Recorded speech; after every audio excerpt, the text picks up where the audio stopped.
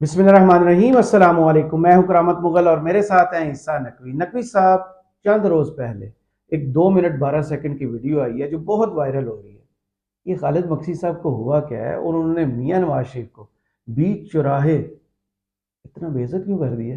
देखें मुगल साहब, ये तो होना था ना। ये जो 2 मिनट 12 सेकंड की वीडियो है, इसका मैंने टेक्स्ट लिखा है जी, गुफ्तगू का, और आखिर में इस वीडियो के मैं वो प्ले भी कर दूंगा, सही। क्योंकि वो बड़ी इंपॉर्टेंट है इस वक्त इस तमाम सूरत हाल को, मियाँ साहब की जो पॉलिटिक्स है ना उसको समझने के लिए। मियाँ साहब को इस वक्त ना असल में उनके जो बयानात हैं उन्होंने दीमक की तरह चाटना शुरू कर दिया। और आपको पता है कि जब दीमक खाना शुरू करती है, दीमक चाटना शुरू करती है ना, तो हरे भरे दरख्त सूख जाते हैं, सही, जल जाते हैं। बिल्कुल।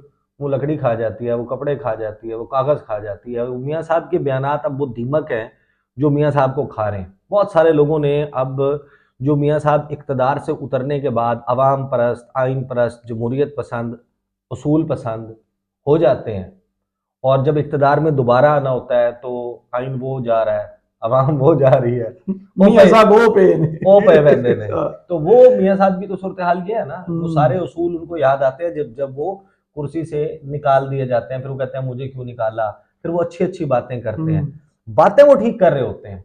उन बातों के ऊपर हम जब गुफ्तगू करते हैं, हम मियाँ साहब का जो ट्रैक रिकॉर्ड है जब हम उसको सामने रखते हैं, तो हम ये कहते हैं कि यार ये इनके झांसे में नहीं आना चाहिए। यानी एक एक ही सुराख से कितनी बार डसा डसा जाए आदमी। दरख्त महवे रक्स थे, वो एक बार फिर फरेब खा गए। वो जालंधरी, जिया जालंधरी साहब जी का जी, एक बिल्कुल। नज्म है, उस नज्म का ये एक मिसरा है कि दरख्त महवे रक्स थे, वो एक बार फिर फरेब खा गए। लेकिन इस मुल्क ने 3 बार धोखा खाया। तो कितनी बार, अच्छा तो अब चौथी बार भी धोखा खाना है, कहीं लिखा जरूरी हुआ है कि नहीं मियाँ है साहब से ही धोखा खाना है। हर दफा नहीं केले के छिलके से फिसलना भाई। जब वो उतर जाते हैं, अब हुआ क्या था, हम अगरचे ये बात बार बार कर चुके कि मियाँ साहब के बाप पार्टी के बारे में, उनकी जमात के बाप जो बलूचिस्तान अवामी पार्टी है, बलूचिस्तान जहां ये सियासी भीख मांगने के लिए गए थे ना, अभी जी जी, क्या करने गए थे बलूचिस्तान, क्या करने के लिए गए थे भाई? अपनी इलेक्शन आ रहा है, अपने जो जहां पर है वहां पर अपने कैंडिडेट को टिकट दें, जहां पर आपकी प्रेजेंस नहीं है वहां पर ना दें, अवाम का इंतजार करें, अपना बयानिया, अपनी तकरीरें लोगों के सामने रखें। लोग वोट देते हैं, जितनी आपको सीटें मिलती हैं, अगर आप सिंगल लार्जेस्ट पार्टी बन जाते हैं, सबसे बड़ी जमात बन जाते हैं, उस सूरत में आप अगर चाहते हैं कि आप दीगर लोगों, अगर सिंपल मेजोरिटी नहीं आई, आप किस किस को साथ मिलाना चाहते हैं, फिर आप सियासी जोड़ तोड़ करें। अगर आप सिंपल मेजोरिटी भी ले लेते हैं, आप लार्जर नेशनल गुड के लिए इन लोगों को इकट्ठा करें, आप बना लें हुकूमत। आपको इलेक्शन में जाने से पहले सियासी जोड़ तोड़ की, इत्तेहाद बनाने की, सीट एडजस्टमेंट की क्यों जरूरत पेश आ रही है? फिर जब आप भीख मांगने जाएंगे तो जिस बंदे से आप भीख मांग रहे हैं उसको आपने धुतकारा हो, उसको आपने गालियां दी हो, उसको आपने बुरा भला कहा हो, वहीं पर कोयटा में जलसा करते हुए आपने बड़े बड़े दावे किए हो, बाप पार्टी को ताने दिए हो, तो अगले कब तक ताने बर्दाश्त करेंगे? सही। मैं 41 सेकंड का पहले एक क्लिप जो है वो सुनवा दूं, कॉन्टेक्स्ट वाजे हो जाए। मरियम नवाज साहिबा, मौलाना फजलुर रहमान, एहसन इकबाल साहब, ये बाप पार्टी के बारे में क्या फरमा रहे हैं। फिर ये सवाल बाप पार्टी के जो सदर हैं खालिद मकसी साहब, उन्होंने उनसे किया गया अब्सा कोमल की तरफ से, और फिर सच सुनना है तो सुने, और ऐसा सच बोला, ये सच बोलने का इसमें तो हौसला बहुत कम लोगों में। उन्होंने तो बिल्कुल सारा मंजरनामा क्रिस्टल क्लियर करके रख दिया। उन्होंने ये कहा कि भाई मियां साहब का बाप और हमारा बाप एक ही है। ये जो कहानियां सुना रहे हैं ना बाप का बाप, ये पहले ये 41 सेकंड्स का क्लिप सुने ना, आगे बताता हूँ। मुझे अफसोस इस बात का है कि आपने इस छोटे से फायदे के लिए, एक छोटे से ओहदे के लिए आपने बाप से वोट ले लिए, और वो वाले बाप से वोट ले लिए जो अपने बाप की इजाजत के बगैर किसी का साथ नहीं देता। अवाम की हुकूमत गिरा दी गई थी और उसके ऊपर बाप पार्टी जो है वो 10 दिनों के अंदर बना के मुसल्लत कर दी गई थी, जिसके नतीजे में पाकिस्तान आज इन संगीन हालात से गुजरा। हमें तवक्को ही नहीं थी कि वो बाप को बाप बनाएंगे। बाप पार्टी के सेनेटर्स को मिलाकर अगर लीडर ऑफ ऑपोजिशन का ओहदा हासिल किया जाए, मैं नहीं कहता, पूरा इस्लामाबाद जानता है कि वो किसके कहने पे वोट देते। अच्छा, अब आपको मालूम है कि जब से ये रजीम चेंज हुआ है अब तक क्या कुछ सामने आ चुका है, किस किस ने गवाही दी है, क्या एग्जैक्टली हुआ क्या था? अब मियाँ साहब के हवाले से और उनके माजी के हवाले से शो में अब्सा कोमल साहिबा बैठी हैं, होस्ट कर रही हैं, शाहिद रिंद स्टूडियो में उनके मेहमान के तौर पे मौजूद हैं, कामरान मुर्तज़ा JUIF के वो वीडियो प्रोग्राम लिंक में पर मौजूद हैं, बिल्कुल। वीडियो लिंक पर साबिर बलोच साहब पीपल्स पार्टी के जी। वो वीडियो वीडियो लिंक के ऊपर है, और खालिद मक्सी साहब को टेलीफोन पे लिया हुआ। अब खालिद मक्सी साहब जो है वो पता नहीं किस मिजाज में बैठे हुए थे। अब्सा कोमल ने कहा कि आपकी जमात को शॉर्ट फॉर्म में बाप कहा जाता है। मरियम साहिबा बड़ी तनकीद करती थी, उनकी जमात कहती थी सब जानते हैं कि बाप का बाप कौन है। यहाँ पर हमारे साथ प्रोग्राम में साबिर बलोच हैं, उनका कहना है कि किसी के कहने पर आज सब कोयटा में इकट्ठे बैठे हैं। क्या आप लोग खुद से मियां साहब के साथ बैठे हैं या किसी ने बिठाया? जी। खालिद मक्सी कहते हैं अभी देखे ना, ये जो आज बात करते हैं ना कि कहने पर PTI की हुकूमत गिराई, किसके कहने पर गिराई? किसके कहने पर हमने PTI की हुकूमत गिराई? ये अजीब बातें करते हैं लोग, एक दूसरे पर तनकीद करना बगैर सोचे समझे। किसने किसकी गिराई, किसका क्या बाप है? अभी तक सबका बाप एक ही है, हमारा भी, नवाज शरीफ साहब का भी। पूरी PDM जो बैठकर इमरान खान का वो कर रही थी। देखिए, एक तो उन्होंने जो PTI का खान साहब का बयानिया है कि किस तरीके से ये सारा कुछ हुआ और बाजवा साहब उस वक्त क्या कर रहे थे, एक तो उसकी तस्दीक कर रहे हैं खालिद मक्सी साहब, और ये कह रहे हैं कि नवाज शरीफ साहब ने भी बाप को बाप बनाया हुआ था, सही, और अभी भी बनाया हुआ है, और उसी के तहत सब कुछ हो रहा है। इस पे महमूद अचकज़ई, मेंगल साहब, सब सारे वो जिनको जेल से लाया गया वोट डालने के लिए, जिनको जो मर्जी किया गया। अच्छा, इस पे कामरान मुर्तज़ा, अब्सा कोमल, साबिर बलोच, शाहिद रिंद सब जो है ना वो हंसने लग पड़े। कोई शर्मा गया, कोई हंस पड़ा, कोई झींप गया। अब्सा कोमल कहते हैं इसको अगर आप मुकम्मल कर दें खालिद मक्सी साहब, ये जो आप बात करें इसको मुकम्मल कर दें, ये कि सबका बाप एक ही है। कहते हैं जी। अब्सा कहते हैं जो शाहिद रिंद साहब सवाल पूछ रहे हैं वो कह रहे हैं कि वो कौन है जो सबका बाप है। खालिद मक्सी कहते हैं फौज है, पाकिस्तान की फौज है। और कुछ सुनना चाहती हैं आप तो वो मैं आपको बता दूं, अगर मेरे मुंह से सुनना चाहते हैं। इसके ऊपर सारे कह लगाना शुरू हो जाते हैं। खालिद मक्सी कहते हैं ऐसे ही फजूल में छेड़छाड़ करते हैं, सवाल करने वाले में भी ताकत नहीं होती, वो भी डर डर के सवाल कर रहा होता है। ये पाकिस्तान की फौज है, कोई इंडिया की फौज तो नहीं है। तो अब्सा कोमल कहती हैं मक्सी साहब मैं आपकी बहादुरी को सलाम पेश करना चाहती हूँ। सही, जाहिर है उन्होंने बात ही ऐसी की थी। खालिद मक्सी कहते हैं बहादुरी का शौक है, आप मीडिया वालों को भी कुछ ना कुछ पंगा चाहिए होता है, पंगा लेना चाहते हैं आप, सवाल भी टेढ़े किस्म के करते हैं आप, और बात निकालना चाहते हैं। देखें जी, पाकिस्तान की सियासत ऐसी ही रही है, मैच्योर जब होगी तो बात होगी। उनको भरोसा भी नहीं है हमारे पर, फौज को।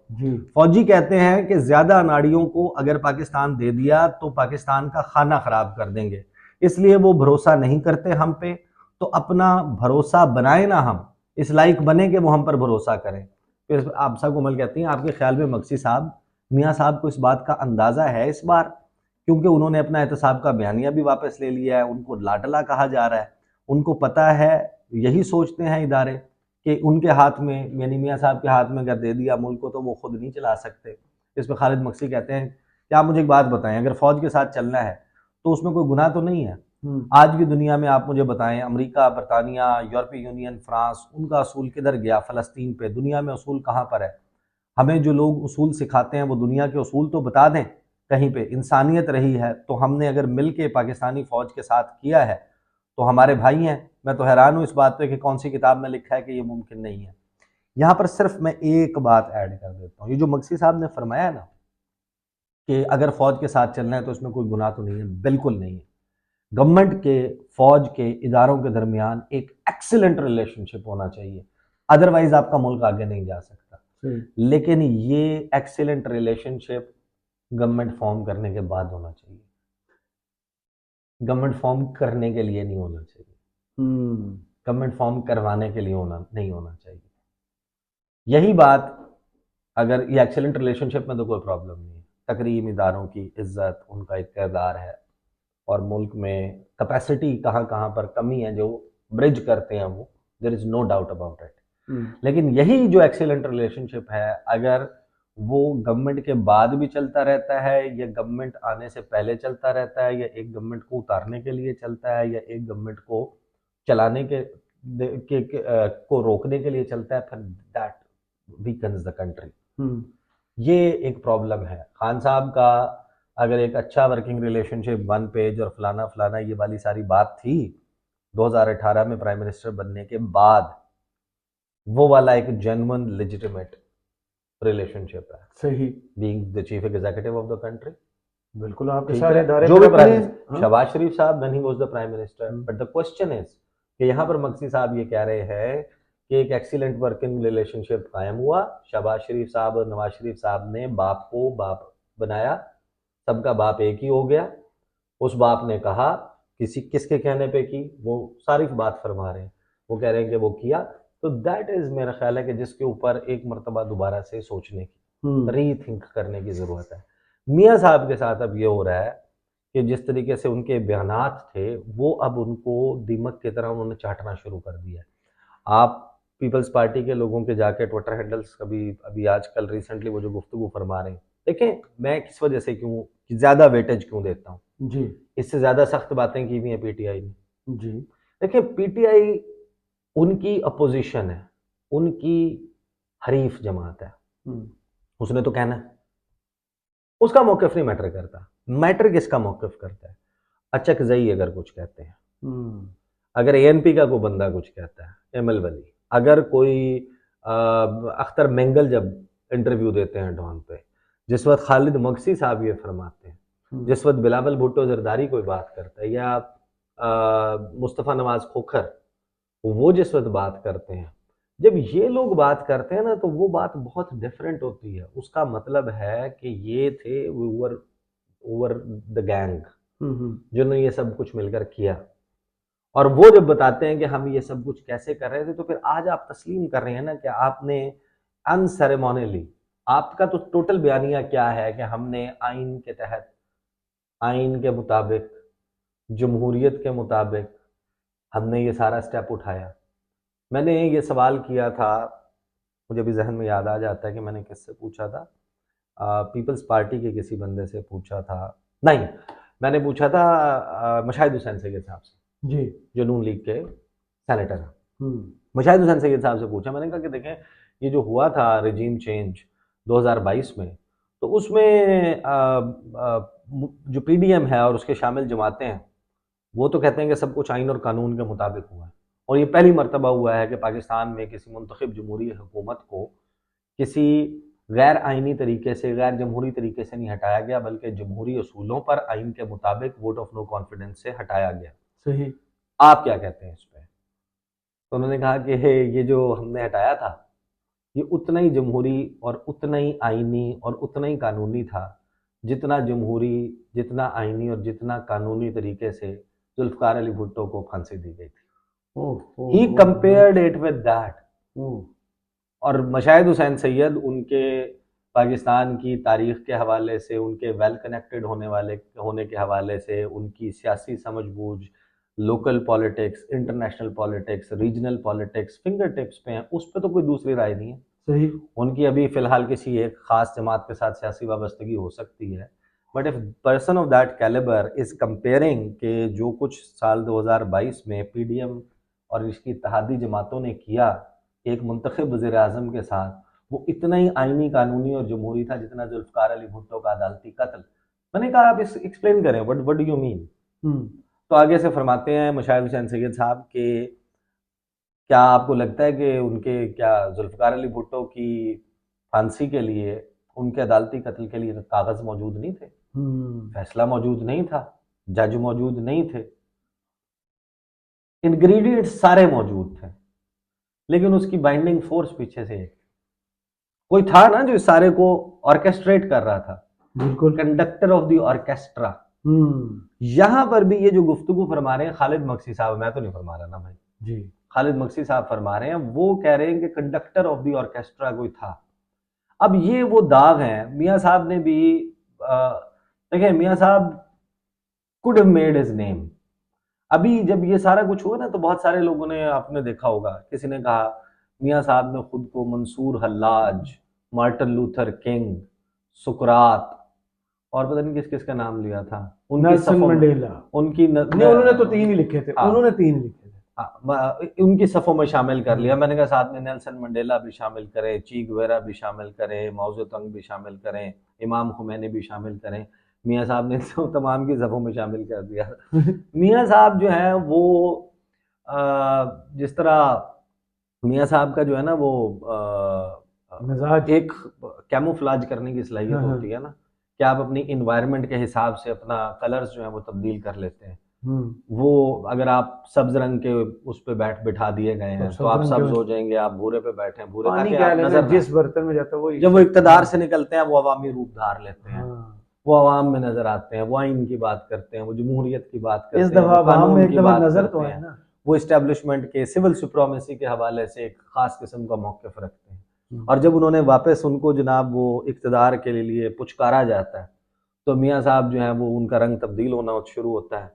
फिर वो अर्जियां डाल रहे होते हैं कि फ़लाँ जमात को निकाल दो, फ़लाँ को ये कर दो, फ़लाँ को वो कर दो।